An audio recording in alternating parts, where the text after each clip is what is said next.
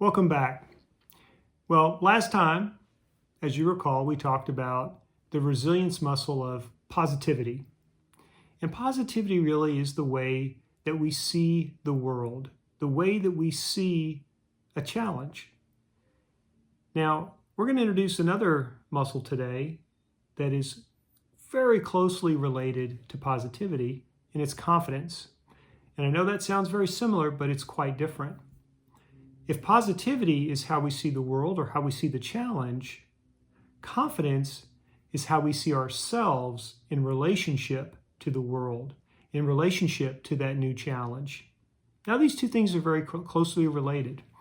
And they're closely related in the fact that both positivity and confidence help us to build up our energy when we're faced with a new challenge.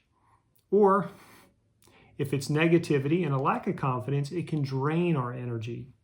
And so it's very important that we see things correctly and we see ourselves correctly so that we can build up our energy and prepare ourselves for this challenge. So now let's use an example. We'll get back to work as our example. Now, you probably face new challenges all the time at work. And when that new challenge comes along, we usually have a tape we play in our head, whether it's at work or at home. As new situations and challenges come along, we kind of play this tape in the back of our head. Now, if you tend to be a person who lacks confidence, that tape may sound a little bit like this. I don't really know that I can do this. Things didn't go well last time, and, well, I don't even know why I should even try, for that matter. Well, if that's you and that's a tape that you've been playing in your head, you need a new tape. You need to begin replacing that tape with a new one. And we're going to get into a little bit later of how you go about doing that. But certainly one of the first steps is developing skills and abilities that help you to be successful. And as you develop these skills and abilities, you give yourself reason to believe in yourself. So when we think about confidence, the way that we're going to define it for our purposes is going to be seeing the skills and abilities we have and using them and believing in ourselves in challenging situations.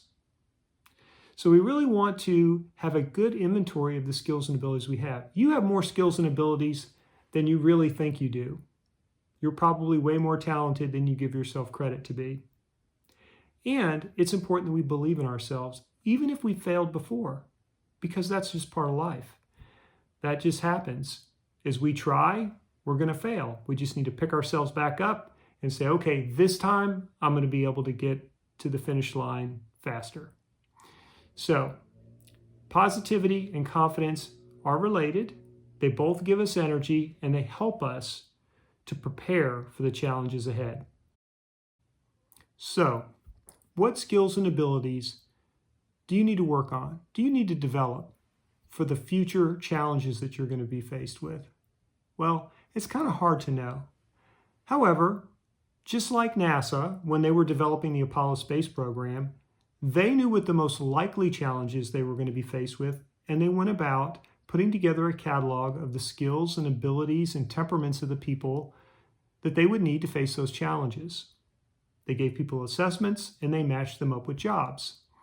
Now, in the same way, there are some challenges that you know are coming your way, some things that you're planning for, whether that's in your work life or personally. And you can begin to put together a list of the skills and abilities that you think you need to have to be successful. Now it's time for us to get really practical about building our confidence resilience muscle. First off, it's important for us to know our strengths and to develop them.